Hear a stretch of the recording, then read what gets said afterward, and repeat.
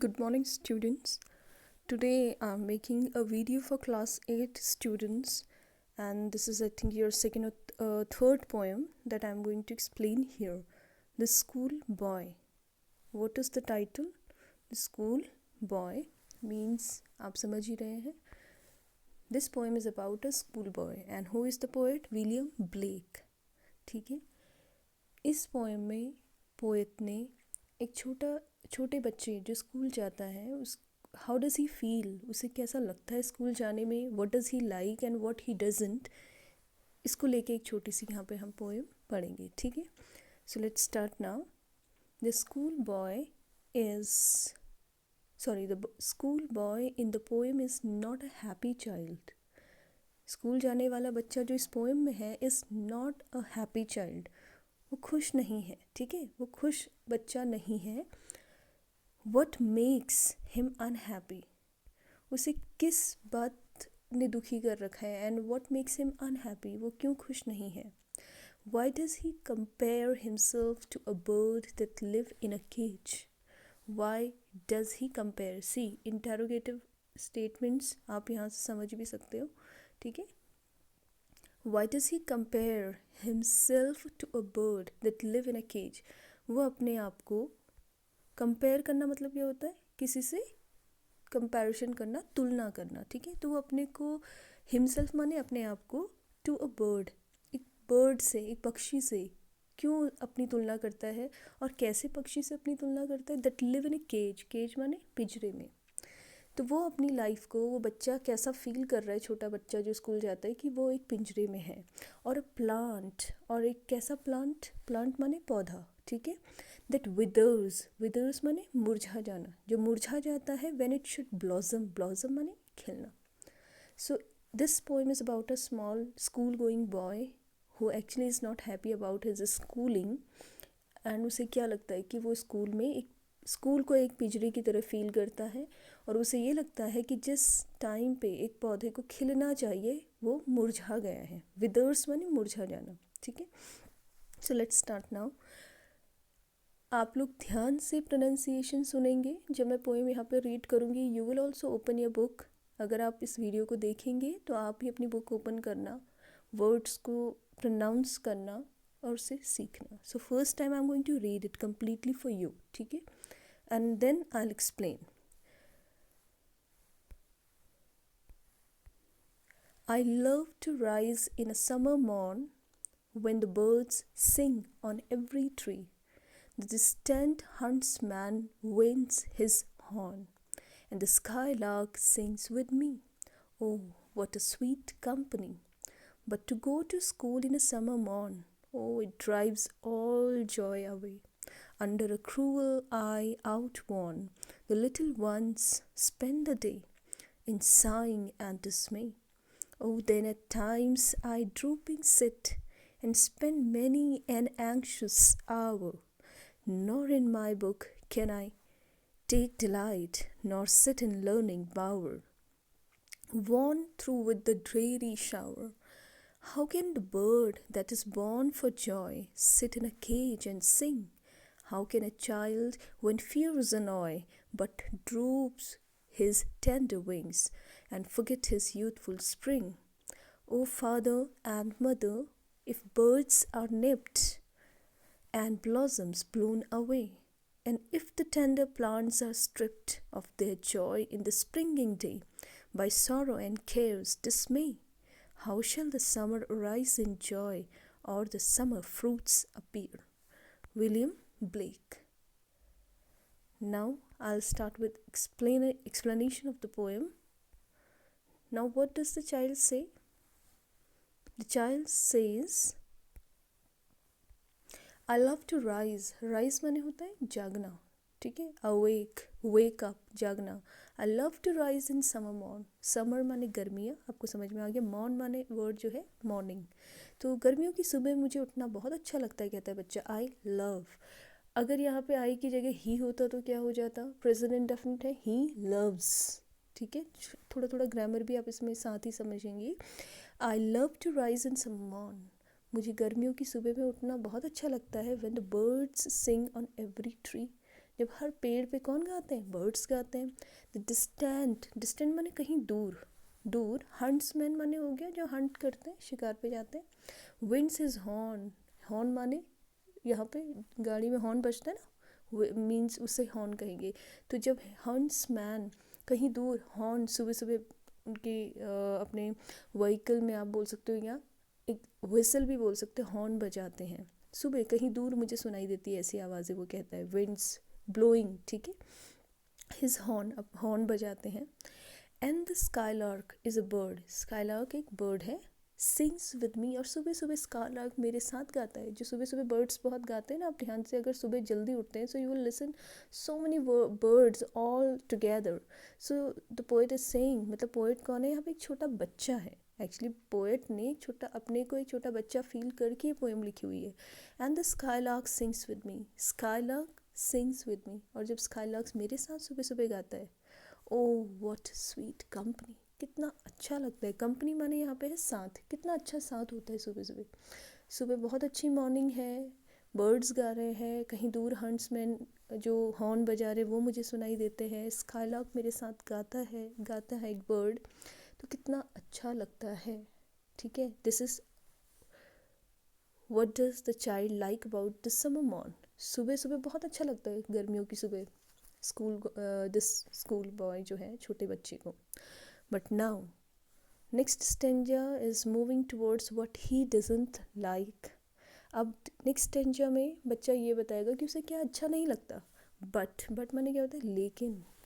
To go to school in a summer morn, ठीक है, सुबह सुबह गर्मियों की सुबह स्कूल जाना, o it drives all joy away. Drives माने हटा देना, मूव करना।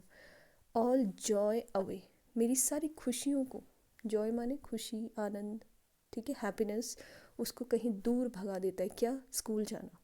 Under a cruel eye outworn, cruel eye outworn, cruel माने होते क्रूर, आई माने हो गई आँख, आउटवॉर्न माने होती है ऑब्सोलीट, मीन्स कहीं ना कहीं थकी पुरानी, lifeless.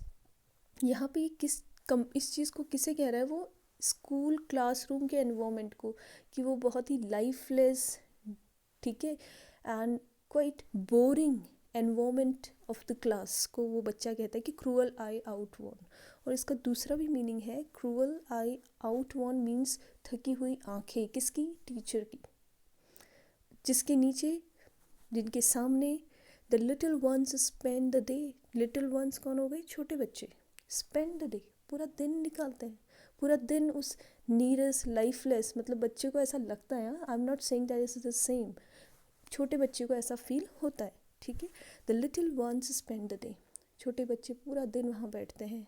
In saying and डिस्मे, Sai माने क्या होता है? गहरी सांसें, परेशान हो के ना, SIGH साई, गहरी सांस, साइंग गहरी सांसें लेके। डिस्मे माने बहुत परेशान, दुखी, अनहैप्पी, ठीक है। पूरा दिन वो वहाँ पे उस नीरस वातावरण में बोल सकते हैं, या फिर क्रूअल माने होता है क्रूर, थकी हुई, बूढ़ी, या फिर ओल्ड या लाइफलेस आँखों के सामने पूरा दिन निकालते हैं। कौन? छोटे बच्चे। Oh then at times I drooping sit, कभी कभी, तो एट टाइम्स माने कभी कभी, दिख रहा है ना आपको ये जो वर्ड, मतलब परेशानी, इट्स शोइंग एक्सक्लेमेटरी वर्ड है यहाँ पे, मतलब बच्चा काफ़ी दुखी है। वो कहता है then at times I drooping sit, कभी कभी ड्रूपिंग माने बिल्कुल लिम्प हो जाना, बिल्कुल एनर्जी ख़त्म हो जाती है बॉडी में ना, तो हम ऐसे झुक के ऐसे ही बैठे रहते हैं, so that is called drooping sit. कई बार तो मैं ऐसे बैठ जाता हूँ। And spend many an anxious hour, और फिर मुझे भी मैनी माने बहुत सारे, anxious hour, an anxious hour, anxious माने आप बहुत ही इरिटेट हो गए हैं, जहाँ पे परेशान हो गए हैं, ऐसे घंटे मुझे स्कूल में बिताने पड़ते हैं। Nor in my book can I take delight, बच्चा कहता है कि मुझे अपनी किताबों में कोई खुशी नहीं नज़र आती। डिलाइट माने खुशी, मुझे कोई, nor in my book can I take delight, मुझे अपनी बुक्स में कहीं भी कोई खुशी समझ नहीं नज़र आती, और मुझे कुछ अच्छा नहीं लगता। नॉर सिट इन लर्निंग बावर, और ना ही लर्निंग बावर माने वैसे होता है बड़ा सा वृक्ष, 2-4 वृक्ष के बीच में ना, पेड़ों के बीच में छाया जो मिलती है उसको हम एक तरह बावर कहते हैं। यहाँ पे बावर का मीनिंग थोड़ा सा अलग है। बच्चे का मतलब ये है कि इतने सारे जो टीचर्स आ रहे हैं, ठीक है, और अपना ज्ञान देते जा रहे हैं, lecturing again and again on and on, खूब सारा पढ़ा रहे हैं, मैं उसके not set in learning power. तो ये जो ज्ञान की बारिश हो रही ना, उसके बीच में भी मुझे बैठना बिल्कुल अच्छा नहीं लगता। Worn through with the dreary shower, ठीक है, वॉन थ्रू माने थक जाना पूरे दिन भर उस ड्रेरी शावर। ड्रेरी माने क्या बताया था, नीरस। उस शावर माने होती है बारिश, यहाँ पे ड्रेरी शावर मतलब उस नीरस ज्ञान की बारिश, मतलब जो लगातार टीचर आ रहे हैं पढ़ा रहे हैं उसके नीचे, उससे ना मुझे किताबों में खुशी मिलती है, ना ही मुझे इन लेक्चर्स को सुनने में कोई खुशी मिलती है। एंड वॉन थ्रू, वॉन माने थक जाना, उस बारिश, उस अगेन एंड अगेन जो क्लास चल रही है उससे मैं बिल्कुल क्या हो जाता हूँ, थक जाता हूँ। हाउ कैन, अब बच्चा क्या फील करता है, how can the bird that is born for Joy, कैसे एक बर्ड जो फॉर जॉय माने जो खुशी के लिए, उड़ने के लिए पैदा हुआ है, sit in a cage and sing. अब यहाँ पे इस स्टेंजा में बच्चे ने अपने को किससे कंपेयर कर दिया है, बर्ड से, कि how can the bird that is born for Joy, कि कैसे एक बर्ड जो खुश होने के लिए पैदा हुआ है, sit in a cage and sing, एक पिंजरे में बैठ सकता है, बैठेगा और सिंग और गाय। कैसे आप कंपेयर कर सकते हो, बर्ड को क्या अच्छा लगेगा उड़ना ना। How can a child when fears annoy, कैसे एक बच्चा जब फियर्स अनॉय, जब वो डरा हुआ रहता है, जब उसे, क्योंकि स्कूल में बच्चे डरे डरे तो रहते ही हैं थोड़ा बहुत ना, तो उसे जब वो ये कह रहा है कि जो फियर अनॉयज, फियर्स अनॉय, जब जो बहुत सारे डर हैं कहीं ना कहीं वो उसे परेशान करते हैं, तो कैसे वो बच्चा खुश रह सकता है। But drupe his tender wing, इसीलिए वो अपने टेंडर माने कोमल पंखों से उड़ना छोड़ के उनको क्या कर देता है, वो बिल्कुल लाइफलेस हो जाते हैं। ड्रूप माने झुक जाना, बेंड हो जाना।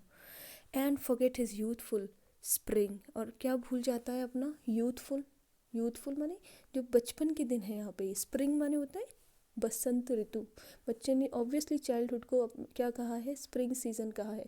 तो क्या वो कह रहा है कि स्कूल जाके उसकी लाइफ का जो स्प्रिंग है वो कहीं ना कहीं खो जाता है, ठीक है। जब उसके खुश होने के दिन होते हैं, उड़ने के दिन होते हैं, बच्चे को उस समय कहीं ना कहीं, दैट इज़ द प्रॉब्लम, कि स्कूल में वो ये कह रहा है वो सब खुशियाँ कहीं दूर भाग जाती हैं, ठीक है। सो होप इतना आप लोगों को समझ में आया होगा। आगे one more stanza is here with us, so उसे मैं कंप्लीट कर लेती हूँ। Next is o now the child request, अब बच्चा इस स्टेंजा में क्या करेगा, रिक्वेस्ट कर रहा है अपने पेरेंट्स से। It's not about one parents of this particular child, मतलब ये सभी बच्चों के लिए कहीं ना कहीं एक पोएम लिखी गई कि बच्चे कैसा फील करते हैं। प्लीज़ अंडरस्टैंड कि सच में ऐसा होता है, इट्स नॉट नेसेसरी। एक छोटा बच्चा जब शुरू शुरू में स्कूल जाता है तो उसे स्कूल कैसा लगता है, ये बड़े बच्चों के लिए नहीं है, because they understand what is the importance of going school. So now o father and mother, बच्चा कहता है o father and mother, if birds are nipped, birds यहाँ पे बर्ड नहीं बोल रही हूँ, BIRD नहीं है, इट्स बर्ड, बड। जो छोटी छोटी आपने देखे होंगे बच्चे जब फूल खिलते हैं तो फूल खिलने से पहले जो कोपले आते हैं उन्हें बड कहते हैं। इफ़ बर्ड आर निप्ड, और जो निप्ड वर्ड है NI, निप माने किसी चीज़ को अलग कर देना, तोड़ देना कह सकते हैं, प्लग करना कह सकते हैं। इफ़ बर्ड्स आर निप्ड, अगर छोटी छोटी कोपलों को जैसे ही वो कोपले होती हैं तभी तोड़ दिया जाएगा। एंड ब्लॉसम्स ब्लोन अवे, और जो फूल खिले हैं उन्हें तेज हवा के झोंके से उड़ा दिया जाएगा, तोड़ दिया जाएगा, नष्ट कर दिया जाएगा, ठीक है। And if the tender plants stripped, और छोटे छोटे पौधों को ही स्ट्रिप्ड ऑफ देयर जॉय, उनकी खुशी से अलग, मतलब पौधे की पौधे में क्या अच्छा लगेगा, फूलों का खिलना ना, और पहले ही अगर हम जैसे वो खिल रहे हैं उनको तोड़ देंगे और पौधे को फूलों के बिना नीरस कर देंगे, कहीं ना कहीं जॉय उसकी खुशियों का अलग कर देंगे। इन द स्प्रिंगिंग डे, कब, बसंत ऋतु में, by sorrow and cares dismay, किससे, किस चीज़, कौन सी वो बातें हैं जो खुशी को अलग कर रहे हैं। सॉरो माने दुख, डिसमे माने भी वही परेशानी, ठीक है, नीरसता। तो अगर बसंत ऋतु में ही पौधे से फूल अलग कर दिए जाएं, पत्ते अलग उड़ा दिए जाएं और उसको बिल्कुल वो मुरझा जाएगा, कहने का मतलब ये, ध्यान से समझना इस लाइन को, कि इफ़ बर्ड्स आर निप्ड, अब छोटे छोटे कोपलों को पहले ही अगर तोड़ दिया जाएगा एंड ब्लॉसम्स ब्लोन अवे, और जो फूल आए हैं उनको तेज हवा की झोंकों से अब उड़ा दिया जाए, नष्ट कर दिया जाएगा। If the tender plants are stripped, और टेंडर कोमल पौधों को स्ट्रिप कर देना मतलब उनमें कुछ नहीं है, ना फूल है ना पत्ते, तो कैसे लगेंगे। By sorrow and cares dismay, दुख से नीरसता से अगर उनको उनकी खुशी को अलग कर दिया जाएगा। How shell the summer arise, कैसी गर्मी आएगी, वो कैसी गर्मी होगी। इंजॉय, कैसे गर्मी खुशियों से भरी होगी, ठीक है। How shell the summer arise in joy, तो वो गर्मी का सीज़न कैसे खुशियों से भरा होगा। एंड और द समर फ्रूट्स अपीयर, और कैसे समर में फ्रूट आएंगे। ध्यान से समझना, अगर छोटे ही पौधों को नष्ट कर दिया जाएगा तो उसमें फ्रूट कैसे आएंगे। मीन्स अगर छोटे ही बच्चों को, बच्चा ये फील करता है कि अगर छोटे बच्चे को इतना ज़्यादा प्रेशर पढ़ाई का कर दिया जाएगा कि वो पढ़ने को खुशी नहीं बल्कि दुख की तरह लेने लगेगा, तो ऑब्वियसली वो उसकी फ्यूचर में फ्रूटफुल नहीं होगा।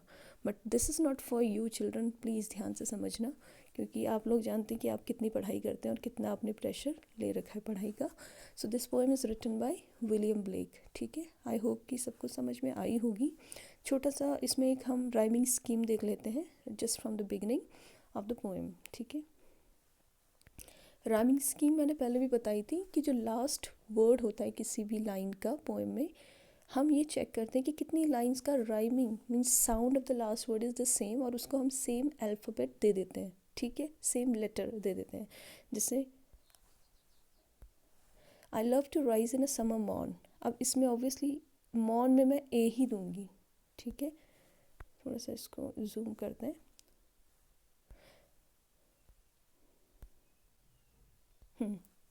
आई love to rise in summer morn A, अब इसको ए दे देना आप, क्योंकि first letter obviously is A. अब ट्री देखो बी, क्योंकि मॉन और ट्री का कोई आपस में मैच नहीं है, तो ट्री में आ जाएगा बी। मॉन और हॉर्न, हॉर्न में सेम साउंड है, मॉन है हॉर्न है, तो ए आ जाएगा। ट्री और मी में आ जाएगा बी। और फिर company is a new sound, तो ए बी सी। ऐसे ही आपके सारे स्टेंजा ऐसे ही बनते जाएंगे। हम फिर से ए से ही ले सकते हैं, मतलब आपकी राइमिंग स्कीम इस स्टेंजा की क्या है, ए बी सी। अगर फिर से हम ए से ही ले सकते हैं या हम आगे भी बढ़ सकते हैं, पर हम ए ही ले लेते हैं। जैसे मॉन ए, अवे बी, नया साउंड है। फिर मॉन के बाद आउट वॉन ए, डे, अवे और डे का साउंड सिमिलर है तो बी, और डिज्मे का भी सिमिलर है, इवन कंपनी, सॉरी हाँ कंपनी, एक चीज़ मैं अभी और ऊपर करेक्ट करूँगी, डिज्मे का भी सिमिलर है तो बी ही होगा। जैसे ट्री मी एंड कंपनी, यहाँ भी बी ही होना चाहिए था। Tree me company E sound, तो A B B, A B B. फिर यहाँ वही देखेंगे सिट, ए दे देते हैं।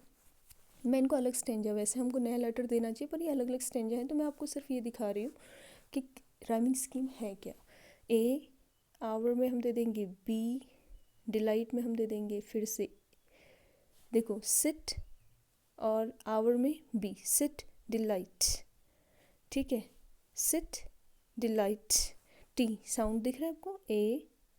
फिर आवर, बावर में बी एंड शावर में भी बी, तो वही हो जाएगा ए बी बी। फिर joy A, sing B, annoy joy annoy A, wing B and spring B. मतलब हर स्टेंजा में हमें सिर्फ ये समझ में आना है कि फर्स्ट और सेकंड लाइन राइम कर रही, थर्ड लाइन मैच है, third fourth and fifth line का राइमिंग सेम है, यही इसका मतलब है, ठीक है। वैसे आप आगे यहाँ भी अगर हम इसको देखेंगे the same rhyming will be there.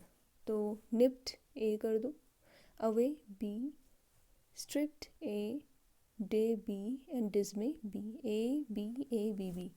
फिर ये तो आपकी लास्ट टू लाइन से जॉय एंड अपीयर, इसका ऑब्वियसली कोई मैच नहीं है, फिर हम इसको ए और बी दे देते हैं, ठीक है, क्योंकि ये लास्ट में एंडिंग टू लाइंस हैं यहाँ पे पोएम में। जनरली स्टेंजा में जो राइमिंग स्कीम है आप लोगों ने देखी होगी वो सिमिलर है।